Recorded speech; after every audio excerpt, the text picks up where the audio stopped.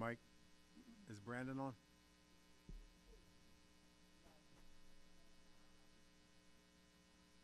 How about Mary Ann? So we have Lori and Mary Ann on.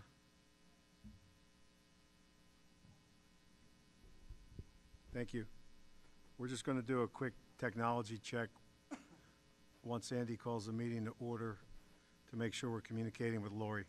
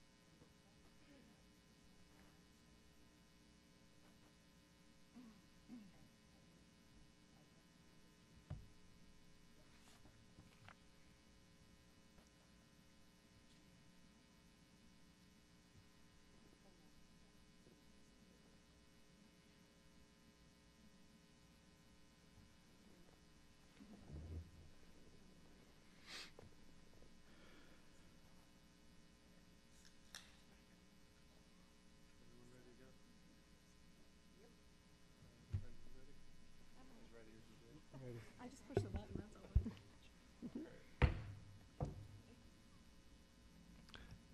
I'd like to welcome the Coatesville School District community to the July 26, 2022 Coatesville Area School District School Board meeting. Before we get started with any of our business items, we do have a couple team members who are joining us via Zoom, so we just want to do a quick audio check to make sure that we have those individuals on our Zoom call. Ms. Harris, can you hear us?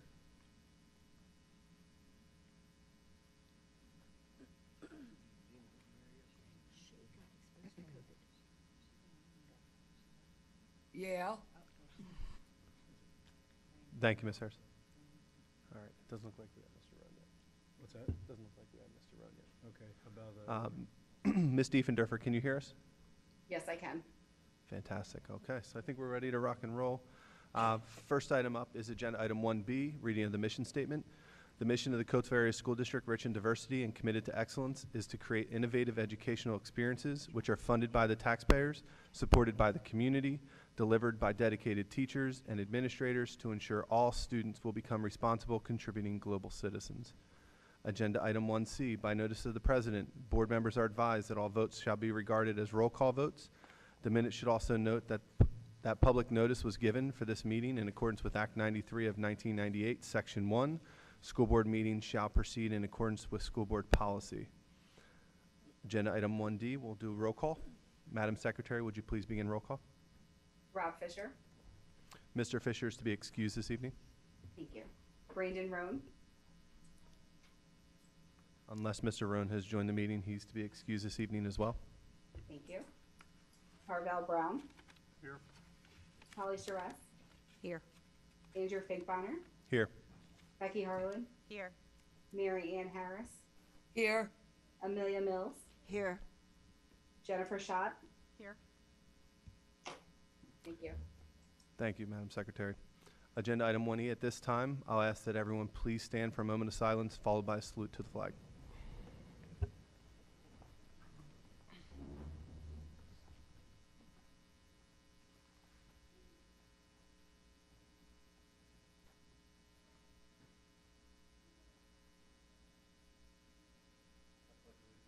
To the flag of the United States of America, and to the republic for which it stands, one nation, under God, indivisible, with liberty and justice for all.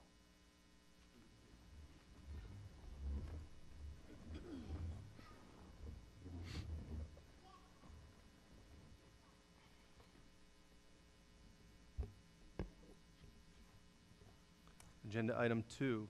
To my colleagues, are there any additions, deletions, or modifications to tonight's agenda? I do have, excuse me, one item that I request a deletion of 2 line items that are on there. They are in there in error, and we will correct it, and the revision will come back to the board at a later date. The deletion would be on agenda item for finance, letter F under coach renewals, 2022, so that's finance, number 10, letter F, coach renewals. There's an error in the weightlifting listings on there, so what I would do is I'd put forth a motion that we delete the weightlifting line items on the coach renewals, letter F under finance, for a revision to be brought back once adjusted for entire accuracy. Do I have a motion? Motion. I'll second. Okay, at this time, we'll go ahead and call a roll call vote for the motion for deletion. Madam Jennifer Secretary, can you please Sure. call roll? Jennifer Schott, Yes. Andrew Finkbonner, Yes. Becky Harlan, Yes. Holly Charest, Yes. Mary Ann Harris, Yes. Amelia Mills, Yes. Harvell Brown. Yes. Motion approved. Thank you, Madam Secretary. And just as a clarity to my colleagues, when we do get to that agenda item under finance, letter F, coach renewals, the roll call vote for that, if moved from consent agenda, would be to approve it minus the deletions of the weight training. So a yes vote to that item would be yes approving minus the weight training, and no would be declining to approve the entirety of the report. Are there any other additions, deletions, or modifications? All right, seeing none. Next up, we'll move on to agenda item 3A. Recommended action that the Board of School Directors approve the minutes for the June 28th, 2022 school board meeting subject to any additions, deletions, modifications, or clarifications. Do I have a motion? Motion. Second. And Madam Secretary, please call for a vote.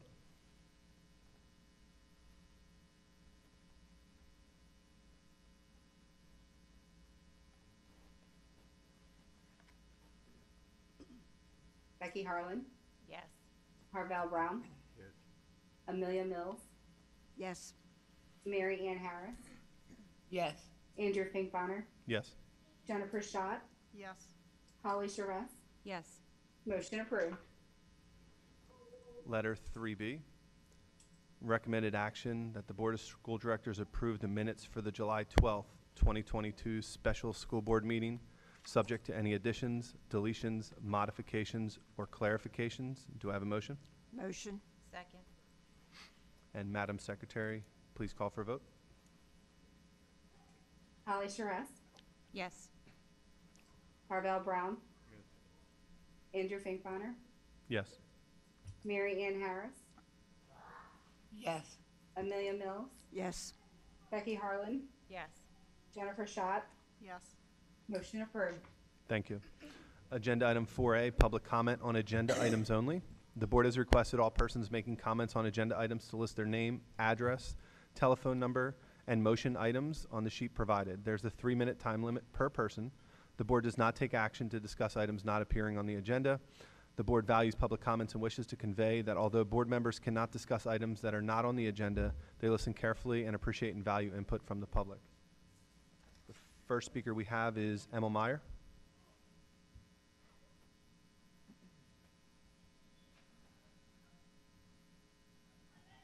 Good evening, and thank you for the opportunity. Wish to bring to your attention that the public record of public comment reflected in the June 14th, 2022 minutes was limited to the general agenda items. There were at least 3 subsequent occasions where the public comment periods were open that are not recorded in the written minutes. Additionally, Finance Committee public comments were completely cut out of the video record, and repeated requests to the school board for an explanation have been ignored. The minutes of the June 14th meeting weren't available until officially approved at the June 28th meeting. Now, having read them, I intend to pursue redress. Clearly, the video record shows the Education Committee comments, Finance Committee public comments, and Policy Committee public comments have been omitted from the official written minutes. The failure to record the names of all citizens who appeared officially and subject of their testimony is a violation of PA Title 65, Chapter 7, Section 706. Minutes of meetings, public records, and recordings of meetings, which we all know is the Sunshine Act. It seems incredible that the school board would be on its face brazen to engage in conduct of the same or similar nature as, for instance, Douglas Marshall et al. Versus Peter Amuso et al. I demand respectfully that the above-mentioned June 14, 2022 written minutes and video record be immediately restored to record the names of all citizens who appeared officially and the subject of their testimony.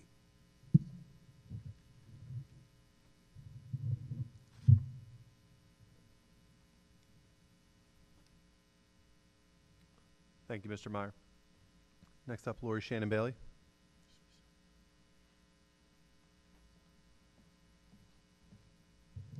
Good evening. I have a few questions about. No, That's not for you, Ms. I know y'all don't like me, but my goodness, I just got up here. We're still Yeah, training. right. Mm-hmm.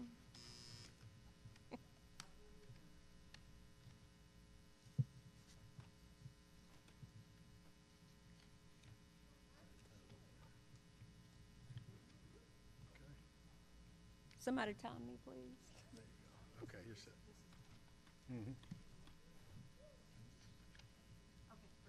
Thank you. So the Timothy School APS, when I had previously asked for acronyms to be identified, Mr. Hanna or someone graciously requested or approved that and explained that. I'd like to know, or I'm sure the public would want to know what APS stands for. And there are several acronyms identified on the financial statements. If we could please have those identified moving forward, that would be great. Also, I have requested, I have open questions on the financial statements that have not been addressed. I would appreciate the respect of having that information, having those answers provided to me. I also wanted to know specifically if the social work interns would be working with only the special education students, or would they be working with the entire student body? You all have heard from the public how much we have appreciated the work and the attention that you all have given to the need for the community, for the students to be given mental health support. And oftentimes, at least in families and students that I have advocated for, I've seen a lot of support for students, but I'm wondering how much of these social work students or social work interns would be given support for the student body at large. And I do think that the public would appreciate knowing that information as well. So specific information for the student body in terms of social work student interns. I'm asking that you all please consider the importance of communicating the changes to the the code of conduct. I know we talked about that last week. I know that communication has been a challenge for this district. It's been a challenge for as long as I've been advocating for the community, and as long as I've been a stakeholder. So communication is vitally important, and I know, Dr. Dunlap, you talked about some of the strategies that you all are going to use, and sometimes when we start a new school year, things are excited and momentum is going, but by the third or fourth semester, things kind of get, sometimes the momentum is not as exciting or as enthusiastic, not to be complaining, but there are significant changes, especially for students who are going to be athletes, and so I would just ask that there be some intentional efforts throughout the school year to make sure parents and students are aware and mindful of the importance of those changes, and that communication be done as you have prepared on a regular basis. Thank you. So real quick, Ms. Bailey, the APS is a common term that stands for Approved Private School. Okay. And they are schools that the district will contract with, many times for students that fall under IDEA.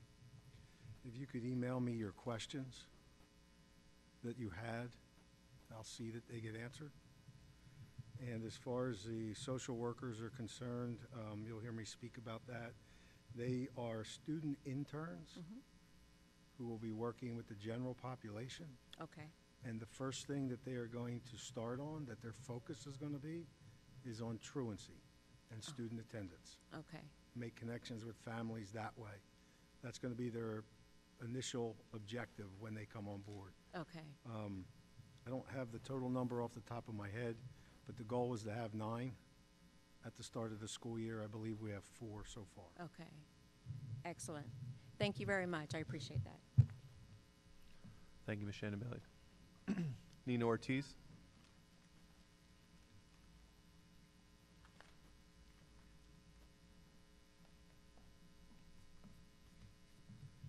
She has asked me to speak for her. She does have a voice, but she would like for me to share her concerns. So she would like to express appreciation for the board having put so quickly in place the social work internships. She was going to ask also about the how the social work interns would be providing services. So you've already answered that question. Just a reminder of basically in terms of adjudication students, ensuring that students who have IEPs, making sure that those students, in terms of educational placements, making sure that those students get that placement as quickly and expeditiously as possible. Thank you.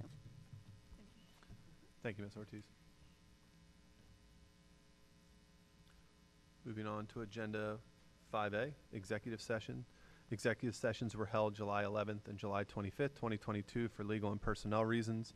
And at this time, Dr. Dunlap, I will hand the meeting over to you for Superintendent's report. Thank you, Mr. Finkbonner. Good evening, board members, parents, community members, and members of the Coatesville Area School District. Tonight, a message went out to our community members about our Release the Seat campaign. This message was also posted on our website and went out on social media. The purpose of this letter and information is to see if any families are not planning on using transportation for this school year. If so, and they would like to give up their seat, they are the only families who need to respond to this message. The purpose of the Release Your Seat campaign is to consolidate transportation and save costs on the number of runs we are also having to make. Also, in tonight's presentation around student parking fees for student drivers, the Release the Seat campaign will also incorporate any student drivers and remove students from their assigned seats. You'll also see a brief presentation on the before and after daycare services we have procured for our families. We are proposing to contract with the Child's Place. This is the same company we contracted with about 1.5 years ago. we received proposals from the Warwick Child Care and A Child's Place. We are recommending tonight A Child's Place to contract with their services. We compared the fees for parents from both companies. The fees for our families were more in line and conducive with the fees being offered by A Child's Place.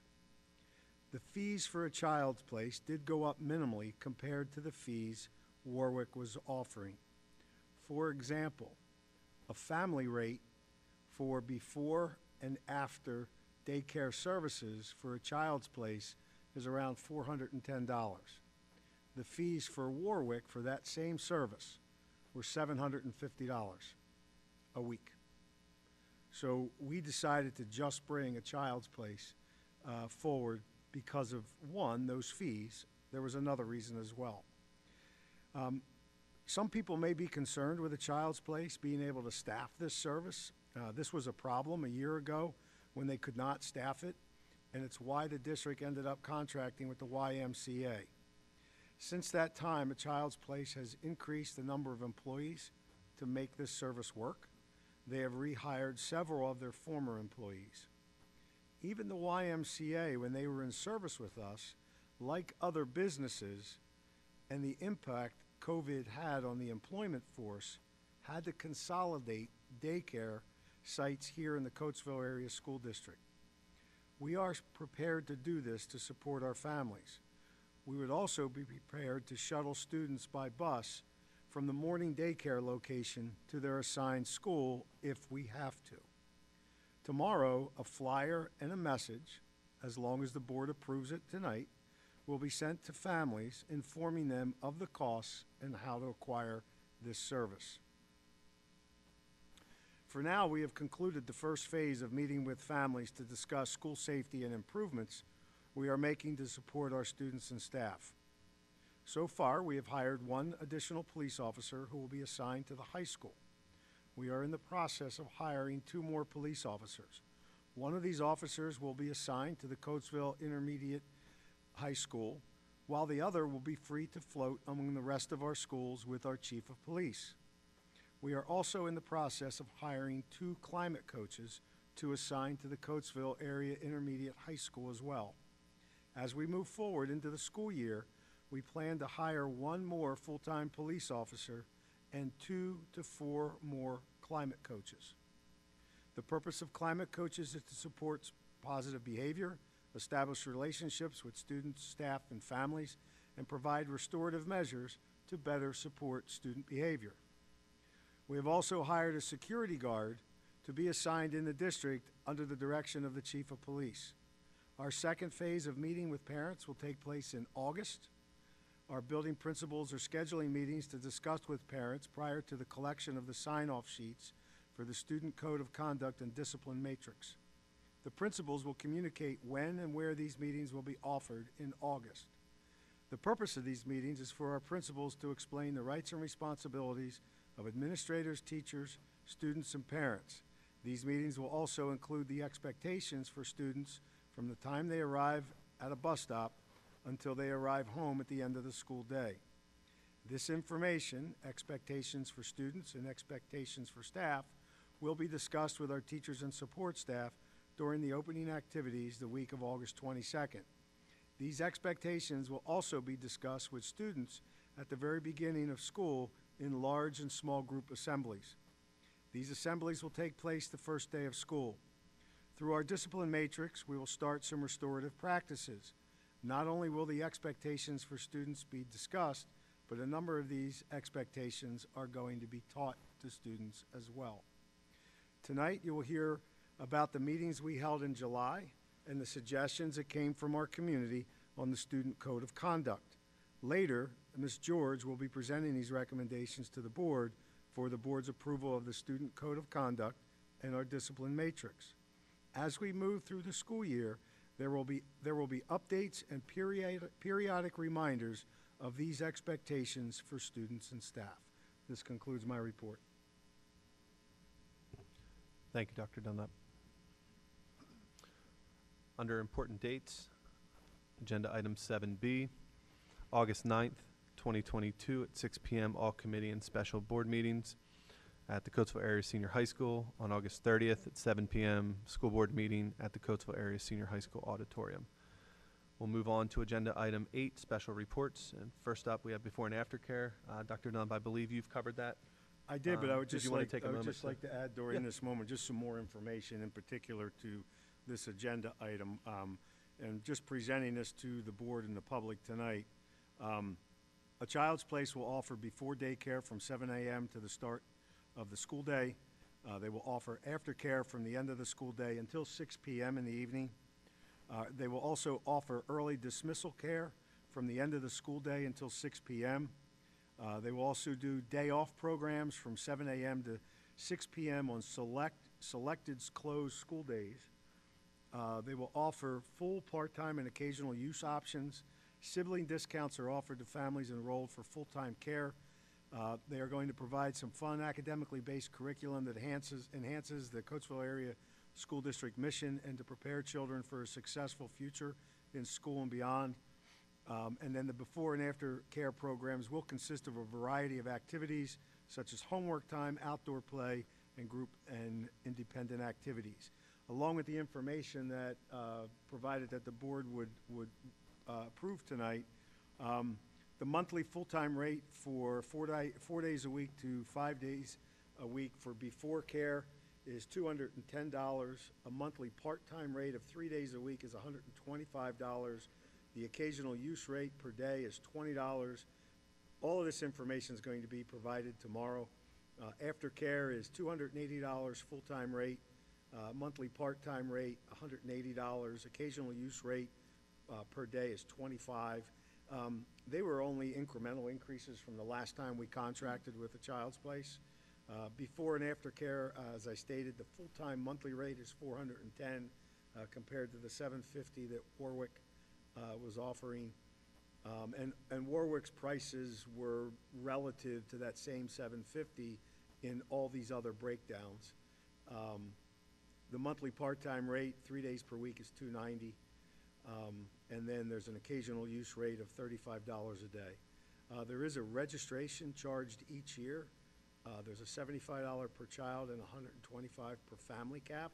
And then the day off program, there's a $40 per child for registration and $70 per family.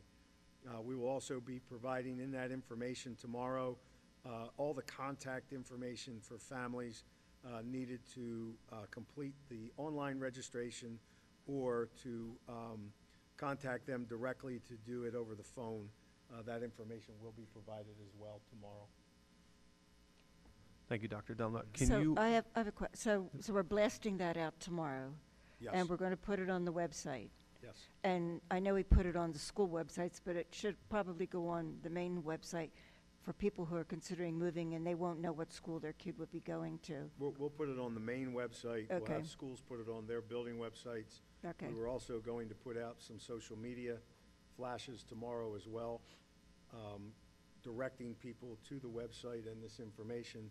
Plus, there's also going out tomorrow a school messenger message with this flyer from a Child's Place attached, which will go to all residents. Thank you. Any other questions from my colleagues on before and after care? We'll move on to Code of Conduct Discipline Matrix. Brenda George. There you go, Your Honor. On this evening's agenda, we are asking the directors of the Coatesville Area School Board to approve the 2022-2023 elementary and secondary student codes of conduct, as well as the accompanying progressive discipline matrix. Over the past 2 months, the district has held 5 meetings open to the community to discuss the progressive discipline matrix, school safety, and the student codes of conduct. Parents and community members were provided the opportunity to share their concerns, ask questions, and provide feedback to the student codes of conduct and the progressive discipline matrix. The changes that we are proposing are based on input from district staff and administration and community members. During the 2022-2023 school year, we will continue working on the student code of conduct to address additional changes, but this year, we included the progressive discipline matrix to focus on administrative, staff, student, and parent expectations and responsibilities, as well as consistent implementation of the board-approved rules and regulations with respect to student discipline. The progressive discipline matrix has been designed to support our work with creating a positive school climate and culture. It contains 6 main components and aligns with the adoption of our school board policies, implementation of PBIS, implementation of our SEL screener and interventions, MTSS, and trauma training that will be provided throughout the school year. The main components are number 1, implementing culturally responsive practices, which includes creating inclusive environments where all students feel welcome and valued. 2, implementation of restorative practices. The focus is on proactively building healthy relationships and a sense of community to prevent and address conflict and wrongdoing. The progressive discipline matrix notes grade 8 through 12 in the matrix, but the foundations of restorative practices are also being implemented at the elementary level on a daily basis as we teach young children about identifying feelings in self and others, expressing and regulating feelings, responsibilities in the classroom and school, taking responsibility for your own actions, choices and consequences, peaceful conflict resolution, apologies and forgiveness, and perspective taking and empathy. At the secondary level, restorative practices provide students and caring, trusted adults with an intentional, inclusive, and respectful way of thinking about, talking about, and responding to issues or problems that arise. Restorative practices allows individuals who may have committed harm to take full responsibility for their behavior by addressing the individual or individuals who may have been affected by their behavior. Taking responsibility requires understanding how the behavior affected others, acknowledging that the behavior was harmful to others, taking action to prepare the harm, and making changes necessary to avoid such behaviors in the future. Some strategies that support the implementation of restorative practices include conflict resolution, peer mediation, conferencing, and establishing and teaching behavioral expectations through clear classroom management systems and school-wide behavioral supports. Section 3 of the matrix addresses rights and responsibilities of all stakeholders. Here comes nurse. Oh. Here's the nurse. Oh. Andy. Andy.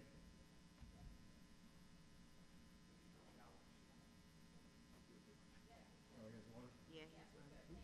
Okay, Sorry. that's okay.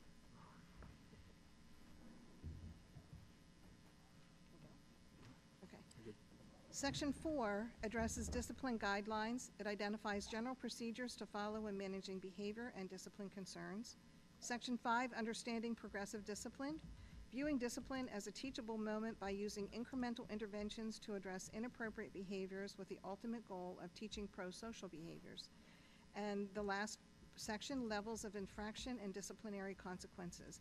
The infractions in the progressive discipline matrix mirror the infractions indicated in the Student Code of Conduct. The matrix provides suggested interventions and possible consequences for each infraction level. Level 1 indicates the least severe infractions and begins with the development and implementation of effective classroom management systems. Most infractions within Level 1 are best handled within the classroom by the classroom teacher, as effective classroom management helps teachers to build relationships with their students, increases student success by creating an orderly learning environment that enhances students' academic skills and supports social and emotional development. Levels 2, 3, and 4 infractions are either repeated behaviors or become increasingly more severe and require interventions and supports that must be provided by building administration. There are 4 changes, we had one more that we added right before the meeting today. There are 4 changes to the elementary and secondary codes of conduct, which include number 1, removal of the infraction for student refusal to take a drug or alcohol test when requested or required. The addition of consequences for level 2, 3, and 4 infractions indicating a loss of extracurricular privileges. For example, participation and attendance in sporting events and team sports, participation in school dances, participation in after-school clubs, participation in special activities such as plays, talent shows, field day, and field trips. Number 3, moving the infraction disrupting the operations of the school district or the educational activities of the school district from a level 1 infraction to levels 2, 3, and 4. And then the final one in the Student Code of Conduct conduct, it was brought to our attention that when you compare the elementary and the secondary student code of conduct in the area under searches, the elementary code of conduct indicates, specifically indicates assistant principals. Assistant principals is not specifically indicated in the secondary code of conduct, so we would like to ask that we go ahead and add that terminology into the secondary code of conduct as well. I want to thank all of those who participated and provided input and feedback for the documents that we are presenting to you this evening. We are asking for your approval of these documents, pending any questions that you may have. Thank you. Thank you, Ms. George. To my colleagues, does anybody have any questions for Ms. George? I do. Hi. So for level 4, it says in the infraction key, multiple or repeated violations of level 1, 2, or 3. Are there any more detailed, I guess, guidelines other than that? Or if a student has 2 level 1 infractions, could that automatically equal level 4? Is there parameters around that, or I guess guidelines? Yeah, I think when we look at the progressive discipline, they're incremental steps that we try to put in place so that we don't get to a level 4. So if we have level 1 that is repeated, then we would look at a level 2, right? Like it would be an incremental step, not a direct jump from a level 2 to a level 4, depending on the severity of the behavior, but for, lesser behavior, no, it wouldn't jump right to a level 4.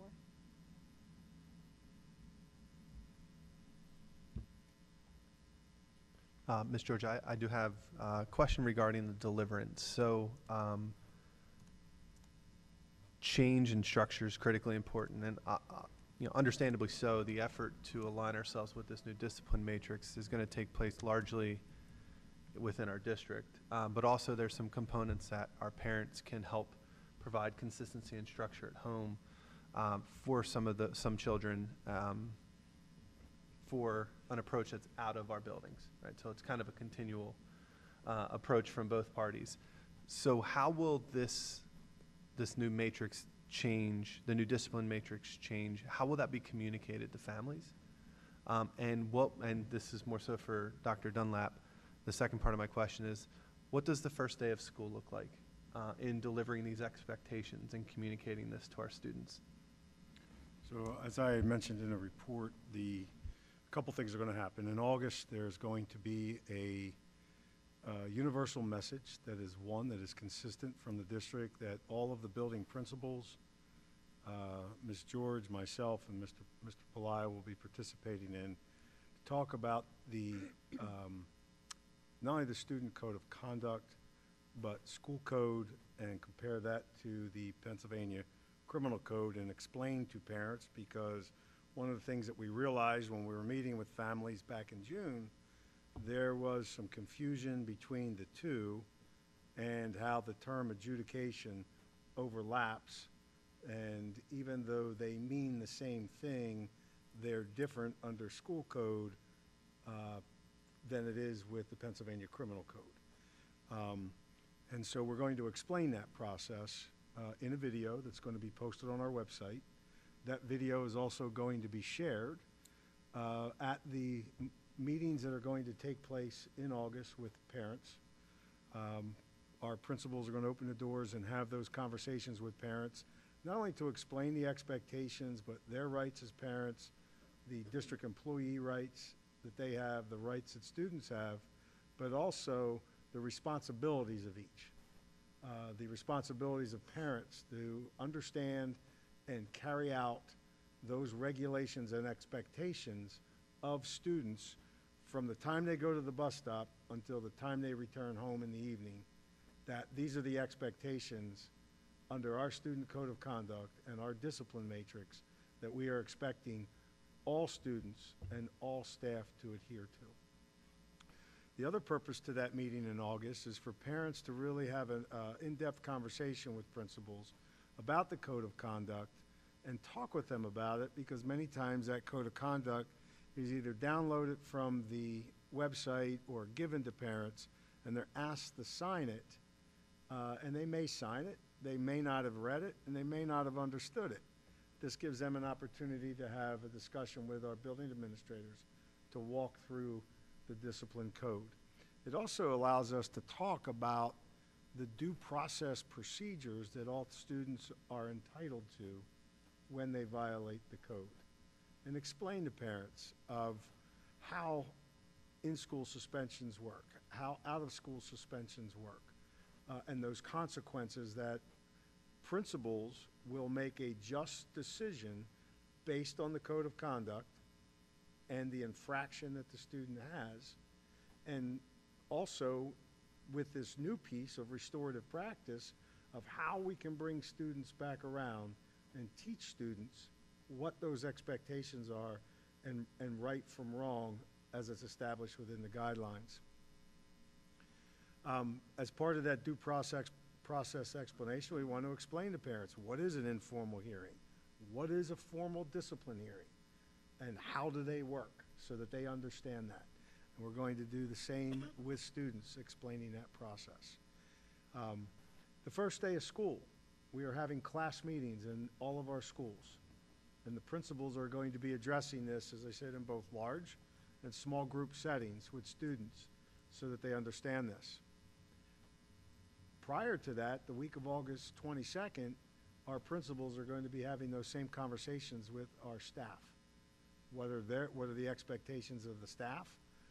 And the expectations, yes, to enforce the rules, but the staff are expected to be able to do things to enable students to enforce those rules. It's not an I got you.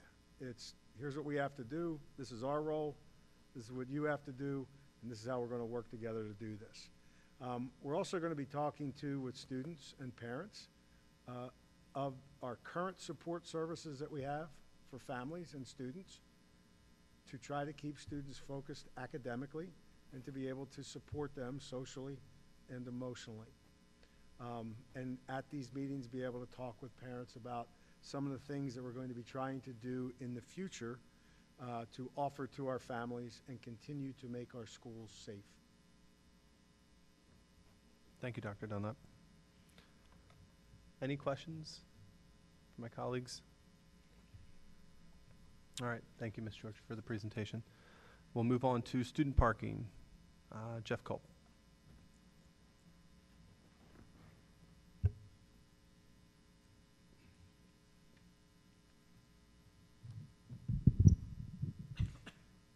Hello, good evening, ladies and gentlemen of the board. Dr. Dunlap, thanks for having me. Just want to take a few minutes and just discuss the plan for the campus as we move into the 2022-2023 school year regarding parking and how we're going to approach that. This is a collaborative effort by cash administration, myself, Officer Galbraith, and Ms. Slode, who's our transportation manager. As you heard earlier, there are I wouldn't call them competing interests, but there's a lot of different moving parts that we want to make sure that we're helping everyone out with regards to how we can make our parking situation here effective. I got a little dang. So just the immediate changes, and I'll get into details about these, but we're going to increase the annual parking fee from $10 to $25 for students this year. And as Dr. Dunlap mentioned earlier, we're going to incorporate the transportation opt-out in that Release the Seat program. Both of these will go into greater detail here in just a moment. So the $15 increase, I mean, I will read some of this to you, but effectively we've been operating at a deficit with our parking processes. Like, so by the time you get the placards and you do any sort of maintenance, like, we're in the red. So we've decided to increase, make that a total of $25. We looked around neighboring school districts. On average, they're charging up to $75. Now, I don't want to compare us to other districts in every way, shape, and form, but we feel like the $25 is something that we can manage, and it'll help us operate in the black, so to speak, so that we can be self-sustaining. So what does self-sustaining look like? It's going to help us purchase our parking permits, maintain the equipment, maintain that registry, do safety-related services, paint parking stalls, increase crosswalks, things of that nature. We have approximately 328 parking spaces. We have yet to sell out. So we should be able to accommodate everybody who would like one. We are going to offer the seniors sort of first dibs, if you will, and then juniors, and then anyone else who's eligible, has all the correct paperwork, we'll offer that. So if you do the numbers, if you do 300 kids at $10, that's $3,000. If you increase that $15, it can bump us up to, again, just short of $5,000 per year, which will, again, help us be self-sustaining.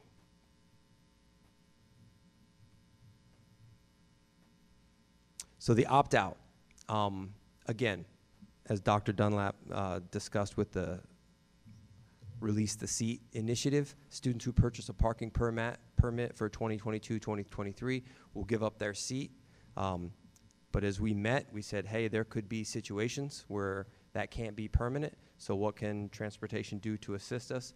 And they promise that they can reincorporate that seat in a matter of days, 3 being the max, and the students just have to let us know. We will contact transportation, and we'll get that route, that stop realigned, and so that the student can use the transportation. Mr. Kolf, just for transportation also, in the event of emergency, we've had discussion on this. If we come to school during the day and there is severe weather, and parents don't want their students driving home, there's a couple options that parents can pick up, but we will also do everything that we can to get students on a bus to be taken home safely in that event. So in speaking with our transportation director, we can still do that if we come up in an emergency situation where a snowstorm comes up on us quickly, or an ice storm. If we need to get students on the bus, we can make that happen. Thank you, Dr. Dunlap. This is just a quick overview of what it's going to look like. We tried to make this process as simple as possible. We've used RevTrack in the past for all of our parking permit payments, so this is something that the students are familiar with. We're going to push this out to families in short order. Again, there's a couple reasons. One, the first few days of school are very, very busy down at Miss Mobley's front desk, as everybody in the world is trying to get their parking permit. So one of the things that we want to do to help alleviate that is push some of this parking permit stuff out early and have students come before the school starts. They can secure their placard if they so choose, and then that will reduce the missed class time and just the lines of everybody trying to get their parking passes. So students will go on to RevTrack. They'll pay their $25. There's an online application. They will need to print and review the statement of all the parking rules and regulations. We'll get into those in a few minutes. They're going to need to provide a copy of the student's driver's license, the current vehicle registration, valid insurance card. Parents and students need to sign the permission form that they acknowledge all the rules and regulations. All that will be brought to the main office with the receipt of their RevTrack payment, and then we'll give them their placard. And again, we would love to have some of that rolled out before the school year even starts, just to alleviate some of that early day congestion in the main office. And going forward and speaking with Mr. Galbraith, or Chief Galbraith, he couldn't be here tonight. He had a family requirement that he needed to attend to. We would like to, going forward, that once school ends in June, be able to offer parking passes for the upcoming year to be done then, not waiting until this time of the year to offer that. And we have some dates. The RevTrack link that Officer Galbraith oversees that has it up. It's ready. All we got to do is just turn it on, and then they'll be ready to start accepting. We've ordered the placards. We have an anticipated ship date, or arrival date, of August 8th. So I'm sort of slow playing, like how soon I want to tell seniors that they can come start getting them, because I want to make sure that I have them to give.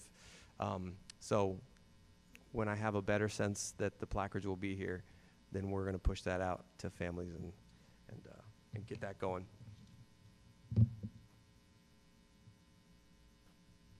Okay, just let me interrupt you for 1 second, Please. Mr. Kolf. So board members, in your executive content, you actually have an extra slide here, slide 6, where the public doesn't. This is a map, an aerial photo of the Cash student parking lot. And you're going to hear Mr. Kolf refer to student parking in red. You'll see it as you see it on the map. And outlined on that map, staff parking's in blue, Staff parking and drop-off and pickup are in green, and admin and visitor parking are in yellow.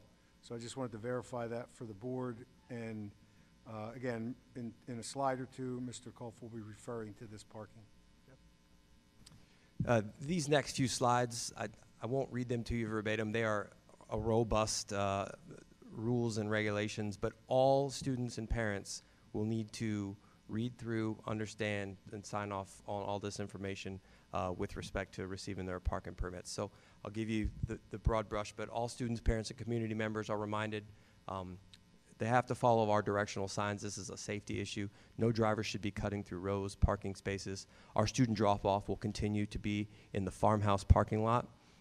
This alleviates congestion and lets visitors get in and out of the campus quickly. Our visitors should park in their designated visitor lot only, which is at the front of cash. The parking permit must be displayed and hung in the rearview mirror of all students, and campus security and school district officials are able to better, identify vehicles by way of those parking permits.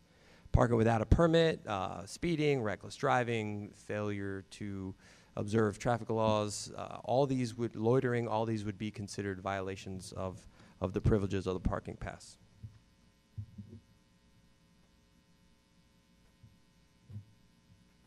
Any non-visitor vehicles parked on school grounds, all vehicles must be registered with the school, with the exception of visitors, somebody coming to the main office for a meeting, something to that effect.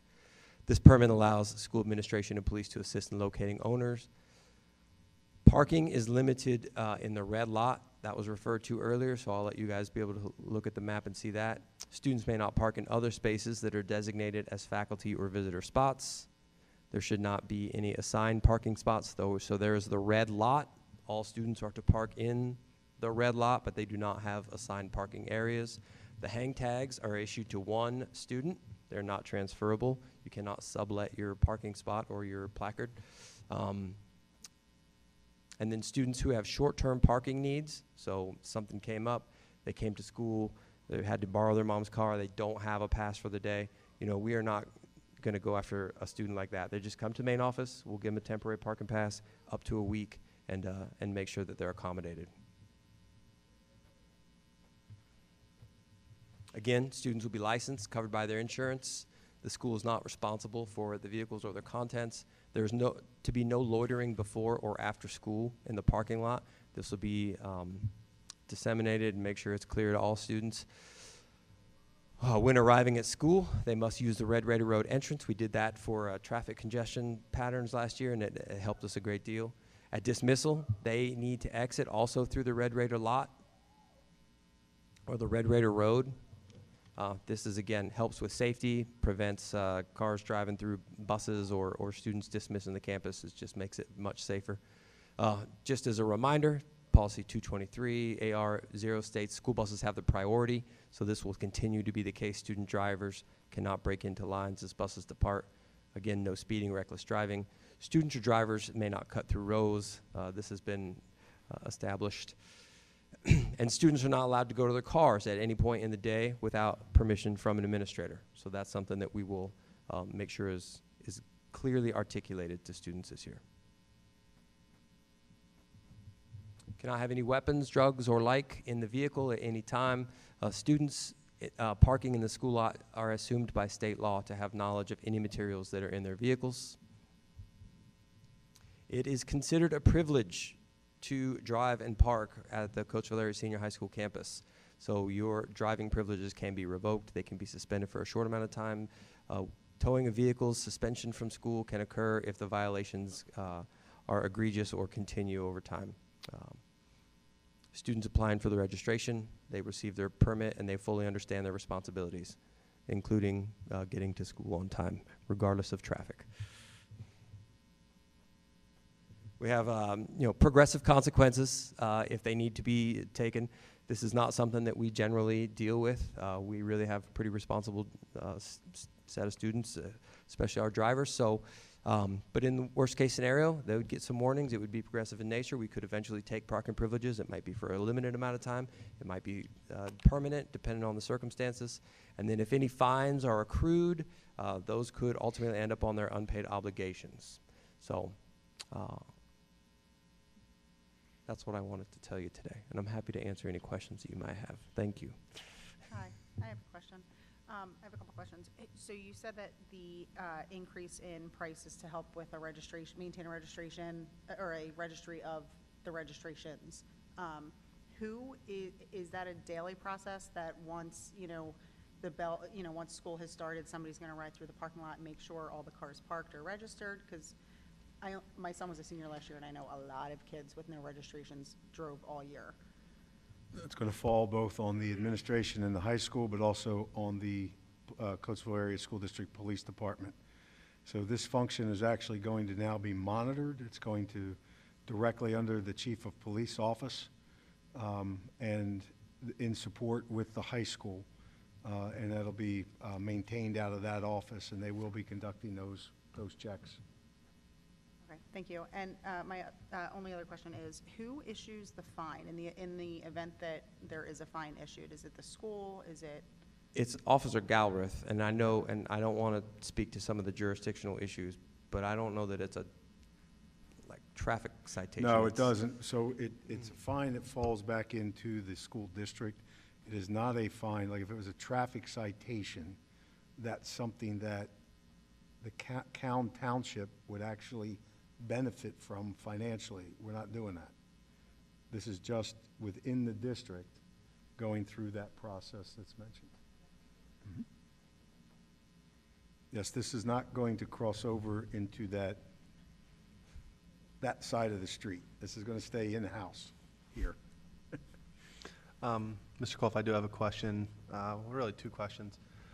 My first question is for RevTrack. Pushing online registrations, anytime you push an initiative, making it easily accessible for our community to get to is paramount. So I just went on our website. It took like 4 clicks to get to RevTrack in order to make a payment. So in order to push your initiative of making sure that we get as many preschool, not preschool, but before school starts. I want to make sure I clarify that. We don't have preschoolers driving to school.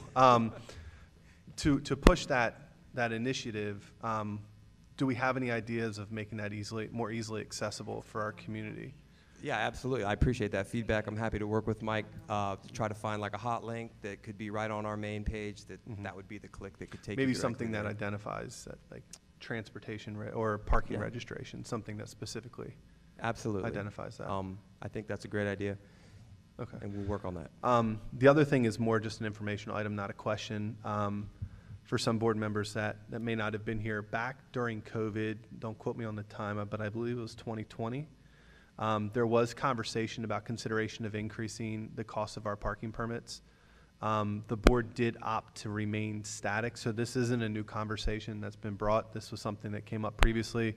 The board decided that given the financial hardships of COVID, it wasn't prudent for us to increase at that time.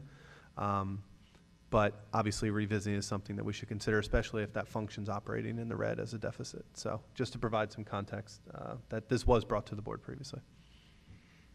Thank you. All right, Any thank other you. questions or comments? Oh, yeah. Thank you. Thanks, Jeff.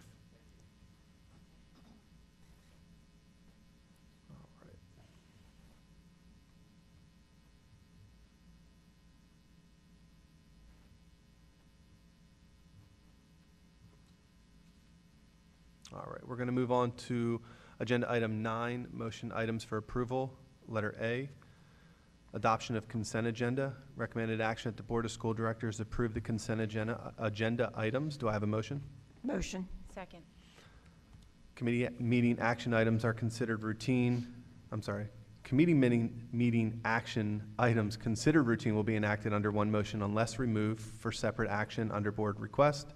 The purpose of the consolidated motion is to expedite governing board action on all consent items which are not held for discussion.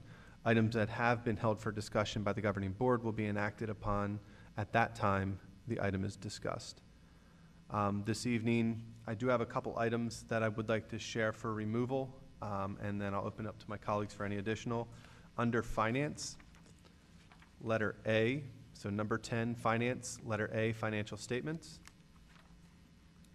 Letter E, Game Event Worker Renewals. Letter F, Coach Renewals.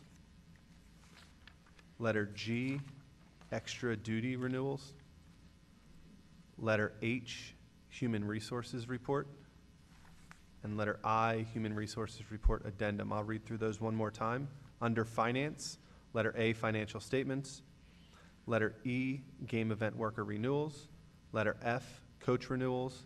Letter G, extra duty renewals.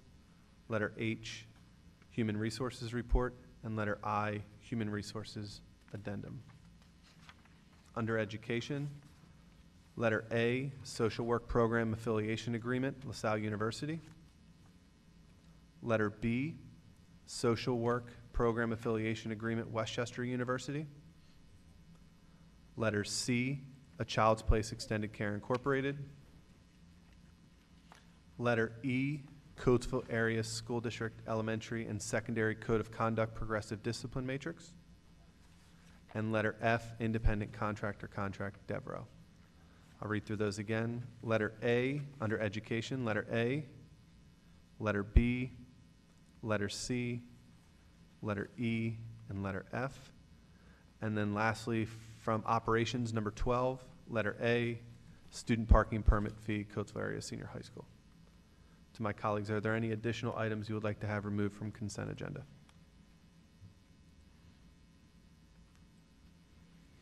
All right, seeing none. Madam Secretary, please call for a vote.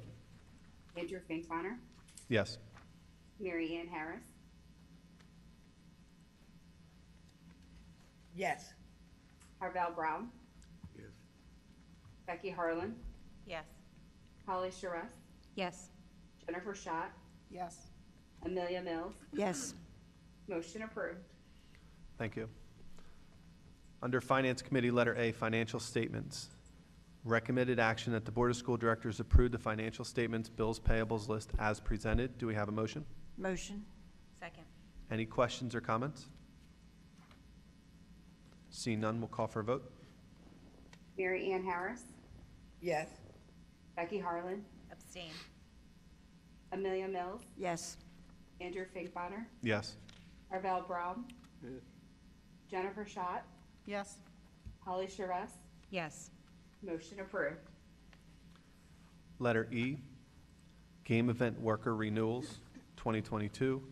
Recommended action that the Board of School Directors approve the renewal of coach positions for the 2022-2023 school year as presented. Do we have a motion? Motion. Second. Any questions or comments? See none, we'll call for a vote.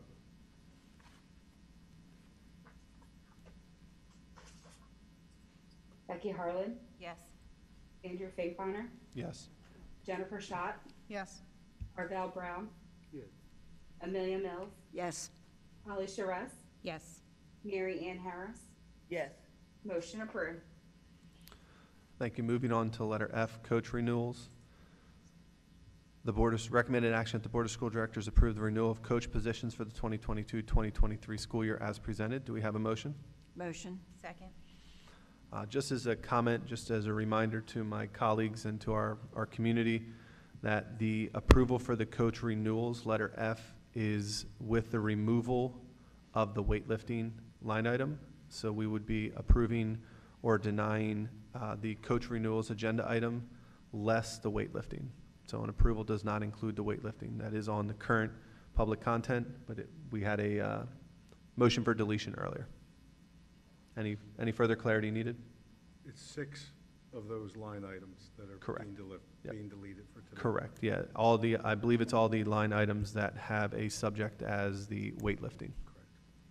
as a deliverable. Any questions? See none, we'll call for a vote. Amelia Mills, Yes. Holly Charest, Yes. Becky Harlan, Yes. Mary Ann Harris, Yes. Jennifer Schott, Yes. Andrew Finkbeiner, Yes. Arvell Brown. Yes. Motion approved. Letter G, extra duty renewals 2022. Recommended action that the Board of School Directors approve the renewal of extra duty positions for the 2022-2023 school year as presented. Do we have a motion? Motion. Second. Any questions or comments? Seeing none, we'll call for a vote. Amelia Mills, Yes. Jennifer Schott, Yes. Holly Charess, Yes. Andrew Finkbonner, Yes. Becky Harlan, Yes. Arvell Brown, Mary Ann Harris. Yes. Motion approved. Letter H, Human Resources Report. Recommended action that the Board of School Directors approve the resignations, appointments, new positions, leave of absence, transfers, change of status, and corrections as presented. Do we have a motion? Motion. Second. Any questions or comments? Seeing none, we'll call for a vote. Arvell Brown,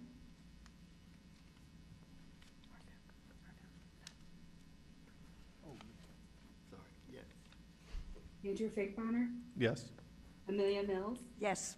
Jennifer Schott, Yes. Mary Ann Harris, Yes. Becky Harlan, Yes. Holly Charess. Yes. Motion approved. Letter I, Human Resources Report Addendum. Recommended action that the Board of School Directors approve the resignations, appointments, new positions, leave of absence, transfer, change of status, and corrections as presented. Do we have a motion? Motion. Second. Any questions or comments? Seeing none, we'll call for a vote. Jennifer Schott, Yes. Andrew Finkbonner, Yes. Becky Harlan, Yes. Holly Charess, Yes. Mary Ann Harris, Yes.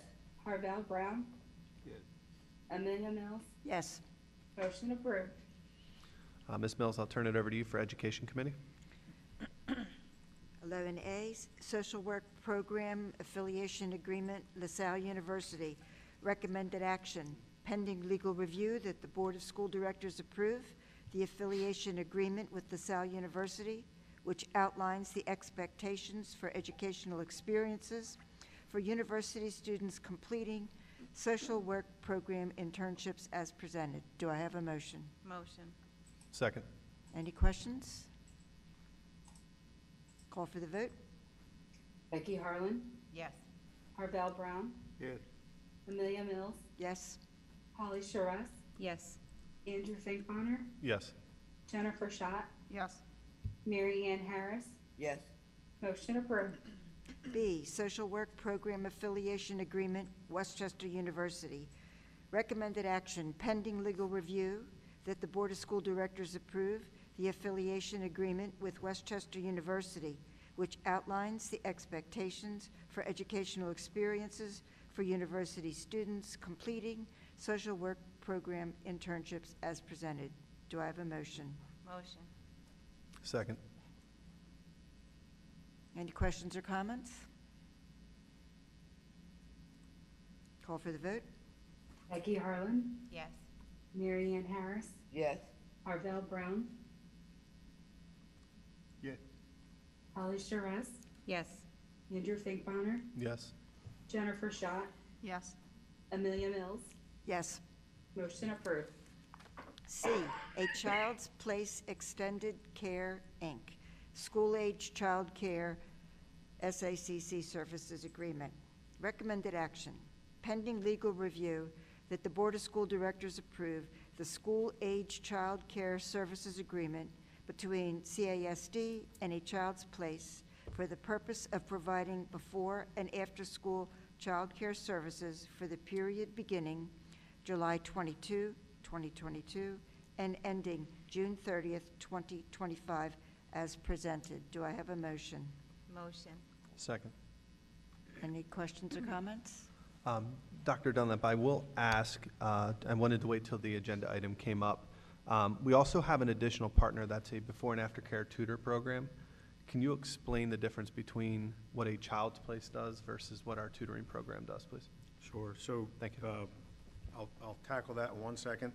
Mrs. Mills, the legal review is no longer pending. Mr. Levin and Child's Place concluded that contract today, so we're good to go. Okay, thank you. Okay?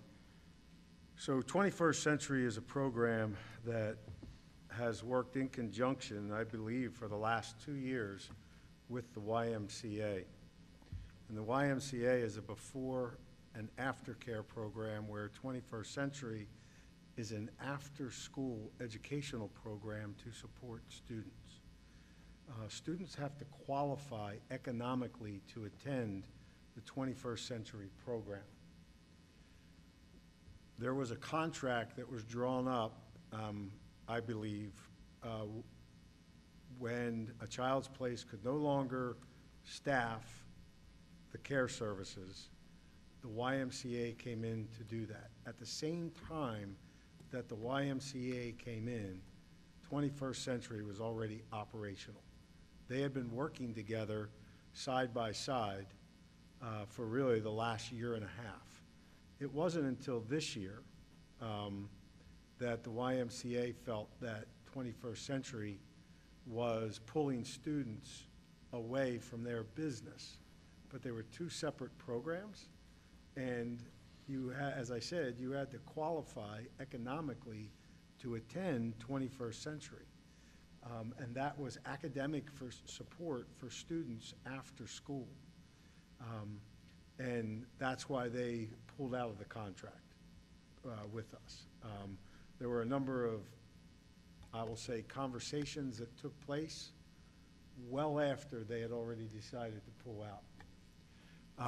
Interestingly, the reason Warwick came into play for us, because Warwick was the company that was running daycare service before and after for the Great Valley School District.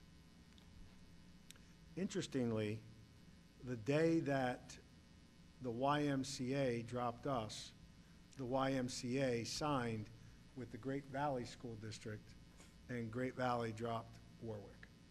And that's why we first reached out to Warwick before we reached back out to Child's Place to let them know that we were going to be looking at services.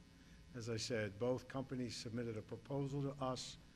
The administrators reviewed them, and we felt that this service that's going to be provided by a Child's Place is going to meet the needs of our community members at a much better cost savings than the other proposal. Thank you, Dr. Dunlap. Call for the vote? Holly Sharif, Yes. Jennifer Schott, Yes. Andrew Finkbonner, Yes. Harvell Brown, Yes. Amelia Mills, Yes. Becky Harlan, Yes. Mary Ann Harris. Yes. Motion approved. E, Coatesville Area School District Elementary and Secondary Code of Conduct Progressive Discipline Matrix.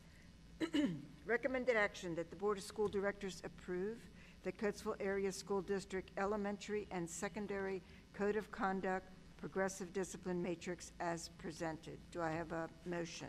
Motion. Second. Any questions or comments? Call for the vote? Andrew Finkbonner, Yes. Mary Ann Harris, Yes. Amelia Mills, Yes. Harvell Brown, Becky Harlan, Yes. Holly Sharif, Yes. Jennifer Schott. Yes. Motion approved. F, Independent Contractor Contract, Devereaux. Recommended action that the Board of School Directors approve the independent contractor contracts with Devereaux for 2022 ESY for students 10002820, 10006538, 10007828, 10008379, and 10009951 as presented. Do I have a motion? Motion. Second. ESY stands for Extended School Year. Call for the vote. Andrew Finkbonner, Yes. Mary Ann Harris, Yes. Amelia Mills, Yes. Becky Harlan, Yes. Holly Sharif, Yes. Harvell Brown, Yes. Jennifer Schott. Yes. Motion approved. All right. For operations, we have letter A, student parking permit fee, Coatesville Area Senior High School. Recommended action that the Board of School Directors approve the annual fee of $25 for a student parking permit at the Coatesville Area Senior High School as presented. Do we have a motion? Motion. Second. Any questions or comments? Seeing none, we'll call for a vote. Holly Charest, Yes. Jennifer Schott, Yes. Andrew Finkbeiner, Yes. Harvell Brown, Yes. Mary Ann Harris, Yes. Amelia Mills, Yes. Becky Harlan. Yes. Motion approved. That concludes all of our agenda items that were pulled from consent agenda. 14A, we have public comment. The board has requested all persons making comments on agenda items to list their name, address, telephone number, and motion items on the sheet provided. There's a 3-minute time limit per person. The board does not take action to discuss items not appearing on the agenda. The board values public comments and wishes to convey that although board members cannot discuss items that are not on the agenda, they listen carefully and appreciate and value input from the public.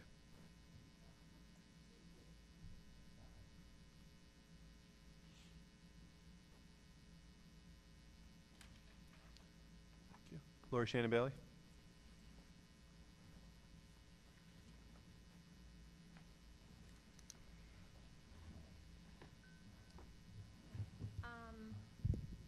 I was almost brought to tears to hear the gentleman speak about my comments being removed from the budget on June 14th. I think it's an ethics issue. It's interesting because today I was talking to a student who you all adjudicated, who has an IEP and is still waiting to be placed in an alternative educational setting, and we were talking about ethics. And I told him that ethics, in my mind, is doing the right thing when nobody is looking. So I remember the conversation, and it makes me sad. And I remember talking to the prior superintendent, Kathy Tashner, about ethics, and I remember a lot of things about Kathy Tashner, but I also remembered she did a lot of things right. But I want to say to you all, I'm not here because I'm trying to win a popularity contest. I'm not here because I want to be a school board member. I don't.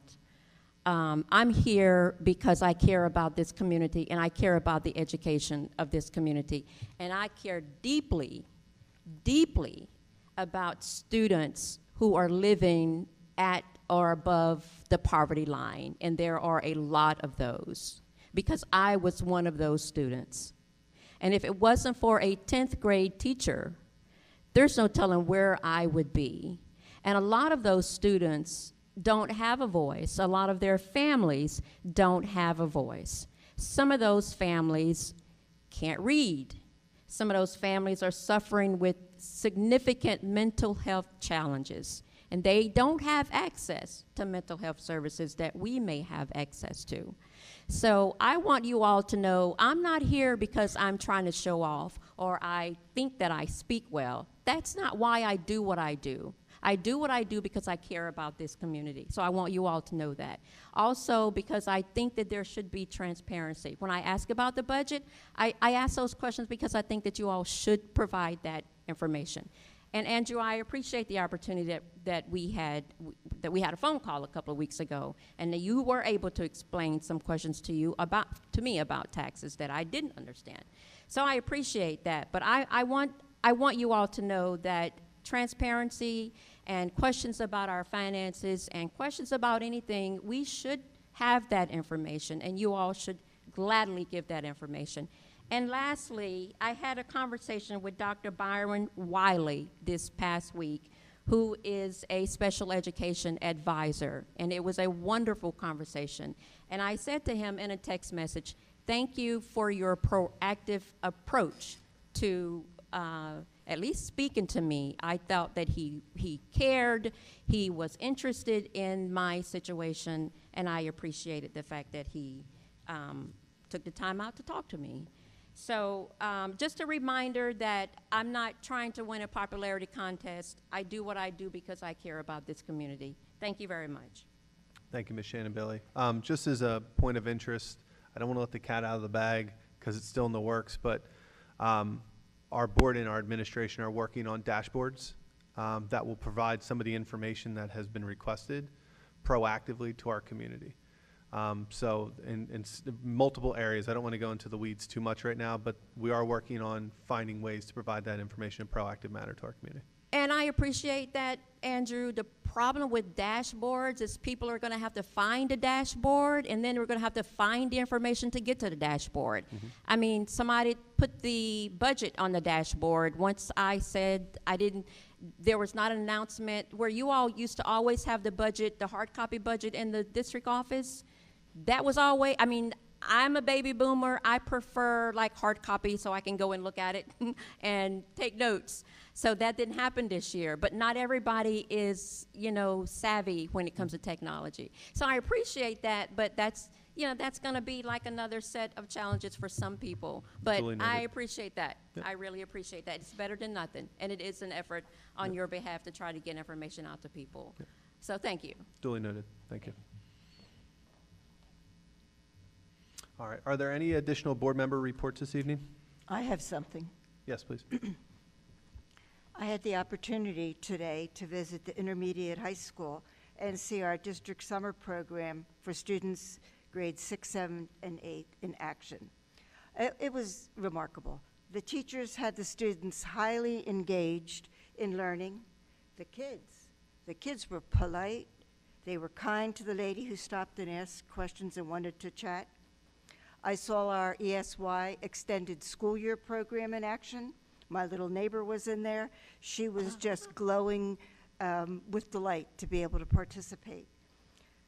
And there was even more going on. There were special ed specialists and building administrators huddled in a room planning for MTSS for the next school year. And I saw the climate coach. He was in the middle of it all. So the kids were engaged, they were happy, they were kind. I wanted to thank Dr. Cole and Cassandra Jones, who took us around, and they described with great animation and excitement starting MTSS on the campus and bringing reading specialists there. I'm not going to say a whole lot more because I'm sure there's going to be many presentations on this, but the things that they described to me in their planning, that was just exciting. And lastly, I have to say that the building sparkled. It was sparkly clean. And one of the teachers that was with me, she just was in awe with how good it looked, because our buildings and grounds people had to do all this cleaning around summer school and ESY, and it was just, and they pulled it off. And they have a dance thing going on in there too. So it was wonderful. I was happy to go see it, and I look forward to visiting some of the other programs and seeing the good things. Our teachers work hard. Our administrators work hard, and nobody takes a break in the summer. Not many, no. And the ones that do are really resting up. Thank you, Mr. Finkbeiner. Thank you, Ms. Mills. Are there any other board member reports? I'd like to just, Yeah, a quick announcement. absolutely. On August 9th, during a committee meeting and also hopefully going to the special board meeting, we will do our annual review of our health safety plan, which we have to do prior to the start of school. And is that Mr. Pellegrin in the back? Yep, Mr. there he Pellegrin, I is. want to thank you. Mr. Pellegrin, there was put a grant together for us very quickly, and it was something that came out from the Chester County Health Department, and the window that was given to school districts to turn in this grant was very short. Mr. Pellegrin gave up an evening on a weekend to put this grant together for us.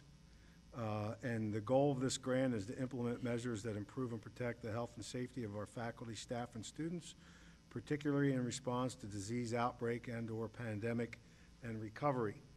There are 3 projects that Mr. Pellegrin put together. The first project was increase access and use of infection control supplies. He was able to procure a number of different supplies for us for a total of $42,799. The second project that he put together for us was to improve air quality through the installation of negative air machines. And he's able to procure, and they will be installed in all of our HVAC filters in all of our school buildings for $20,408.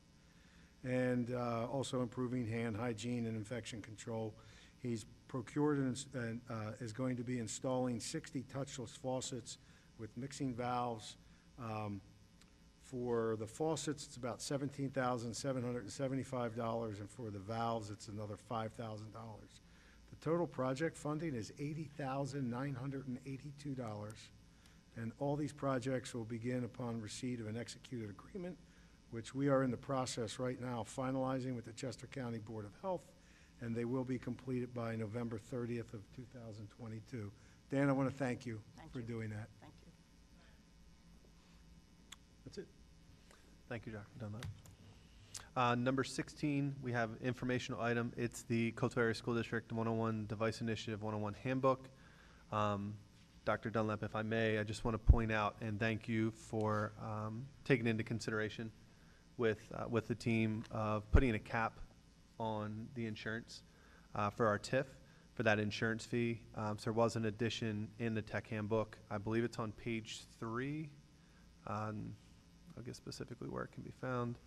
I believe it is on page 3, first paragraph under technology insurance fee. It does mention that there will be a cap of $100 for 3 or more students within a household. So I think that'll have a profound impact on families with multiple children. Thank you. And also, all the principals have been instructed that if families, when they make contact for payment, that if they have difficulty with the payment, that they are to work with the families on the payment plan. Thank you, Dr. Dunlap. Are there any other questions or comments on the information item? Seeing none, I will entertain a motion for adjournment. Second. And we will adjourn tonight's board meeting at 8:25 p.m.